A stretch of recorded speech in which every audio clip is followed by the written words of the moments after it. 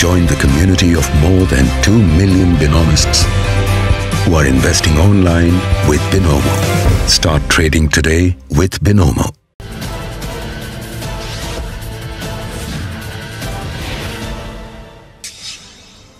Monthly expiry के दिन बाजार में उतार चढ़ाव देखने को मिला और अंत में सेंसेक्स निफ्टी सपाट बंद हुए। बाजार में आज दबाव ग्लोबल मार्केट के ठंडे कारोबार और मेटल में आई गिरावट से बना। कारोबार के अंत में सेंसेक्स 5 अंक की बढ़त के साथ 55,949 के स्तर पर बंद हुआ। वहीं निफ्टी 2 अंक की मामूली बढ़त के साथ 16,637 के स्तर पर बंद हुआ। रिलायंस इंडस्ट्रीज में 1.25% की तेजी रही तो भारतीय एयरटेल निफ्टी का टॉप लूजर बना। भारतीय एयरटेल में 4% से ज्यादा की गिरावट दिखी और ये 587 पर बंद हुआ। आज का दिन मेटल शेयरों के लिए बहुत खराब रहा। मेटल इंडेक्स 1.25% टूटकर बंद हुआ। सरकारी माइनिंग कंपनी एनएमडीसी के शेयर में 0.5% की तो नेशनल एल्युमिनियम के शेयर में 3.25% की गिरावट रही। हिंडाल्को और जेएसडब्ल्यू स्टील में 1.5 से 2% की गिरावट दिखी। बैंक निफ्टी में पीएनबी और एसबीआई सबसे ज्यादा टूटे। फार्मा कंपनियों के लिए भी दिन अच्छा नहीं था। सन फार्मा, डॉक्टर रेड्डीज जैसे दिग्गजों में अच्छी खासी मुनाफा वसूली हुई। आज मिड कैप और स्मॉल कैप इंडेक्स कुछ संभलते दिखे। कैश शेयरों में एक्शन के चलते ये दोनों इंडेक्स अच्छी बढ़त पर बंद हुए। स्पाइस जेट ने आज अच्छी खबर दी है। कंपनी ने बताया कि उसने बोइंग 737 मैक्स विमानों के साथ एक लेजर एवलॉन के साथ समझौता किया है। यानी अब उसे उम्मीद है कि ये मैक्स विमान जल्द ही फिर से उड़ान भरेंगे। हालांकि एविएशन रेगुलेटर डीजीसीए ने अभी तक इन विमानों को फिर से उड़ान भरने की अनुमति देने पर अंतिम फैसला नहीं किया है। हम आपको बता दें कि मैक्स विमानों से जुड़ी 2 घातक दुर्घटनाओं के मद्देनजर इन विमानों पर 2019 में रोक लगा दी गई थी, लेकिन अमेरिका और यूरोप में रेगुलेटर ने विमानों में भारी फेरबदल के बाद दोबारा उड़ान भरने की मंजूरी दे दी है। सरकारी ऑयल रिफाइनरी बीपीसीएल के विनिवेश से जुड़ी बड़ी खबर आई है। समाचार एजेंसी पीटीआई के मुताबिक अब कंपनी के विनिवेश में ग्लोबल ऑयल कंपनियां भी हिस्सा ले सकती हैं। अपोलो ग्लोबल और स्क्वारेट कैपिटल जैसे बड़े फंड्स भी खरीद में शामिल हो सकते हैं। सरकार मौजूदा कारोबार साल में बीपीसीएल को बेच देना चाहती है। सरकार ने इसे बेचने के लिए सभी जरूरी रिस्ट्रक्चरिंग को भी पूरा कर लिया है। माना जा रहा है कि इस एक कंपनी को बेचने से ही सरकार अपने विनिवेश के लक्ष्य को काफी हद तक हासिल कर लेगी। सरकारी शिपिंग कंपनी एससीआई के विनिवेश से जुड़ी एक्सक्लूसिव खबर हमारे पास है। सूत्रों के मुताबिक सरकार इस साल दिसंबर तक एससीआई का विनिवेश पूरा करना चाहती है। इसके लिए दीपम की टॉप 3 बिडर्स से बातचीत चल रही है। माना जा रहा है कि MEIL यानी mega engineering and infrastructure Vedanta जी शिपिंग कंपनी को खरीदने के मजबूत दावेदार हैं।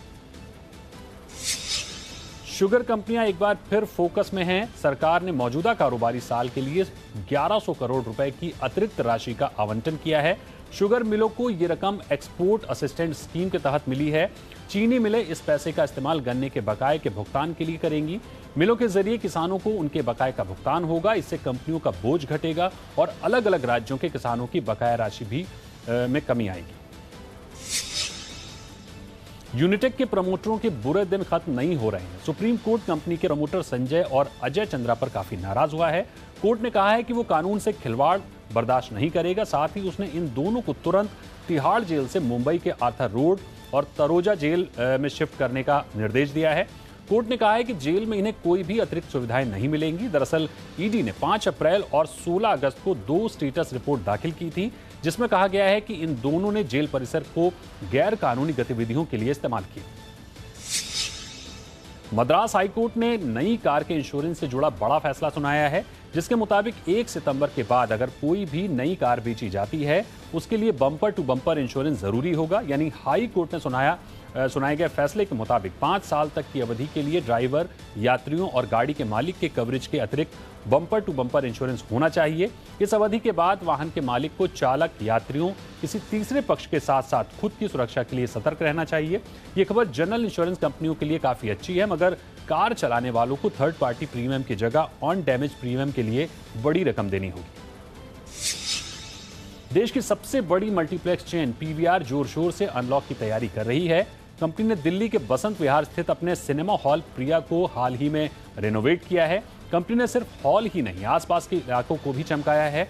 अब कंपनी साकेत स्थित अनुपम थिएटर को रेनोवेट करेगी। पीवीआर मुंबई और बंगलुरु के सिनेमा घरों को भी रिवैम्प कर रही है। कंपनी तीसरी लहर के मद्देनजर बहुत संभल कर चल रही है। उसने अपने सभी कर्मचारियों को टीका लगवा दिया है। कंपनी को उम्मीद है कि धीरे धीरे से ही लोग जल्द ही सिनेमा घर में वापस लौटेंगे। सरकार ने अपने बैंक कर्मचारियों को बड़ी सौगात दी है। बैंक कर्मचारी के नहीं रहने पर उसके परिवार को मिलने वाली फैमिली पेंशन बाकी केंद्रीय कर्मचारियों की तरह मिलेगी। सरकार के इस ऐलान से अधिकतम फैमिली पेंशन 9300 से बढ़कर अब 35,000 प्रति महीने तक हो जाएगी। सरकार ने न्यूनतम और अधिकतम फैमिली पेंशन की सीलिंग भी हटा दी है और अब फैमिली पेंशन का कैलकुलेशन कर्मचारी की अंतिम सैलरी के 30% पर निर्धारित होगा।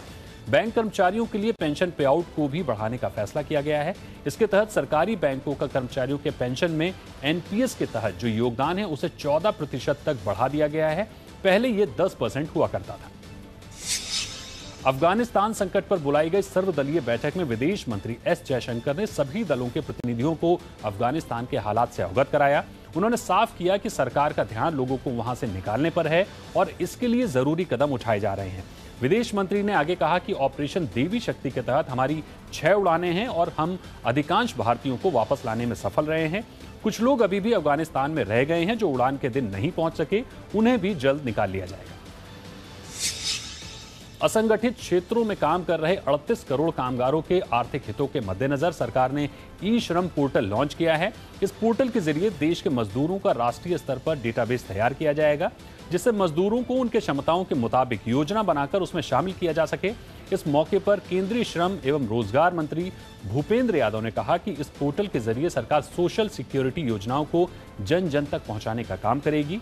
इस डेटाबेस में मजदूर, रेहड़ी पटरी वाले, कंस्ट्रक्शन वर्कर, खेतीहर मजदूर जैसे दूसरे वर्कर रजिस्ट्रेशन करा सकेंगे।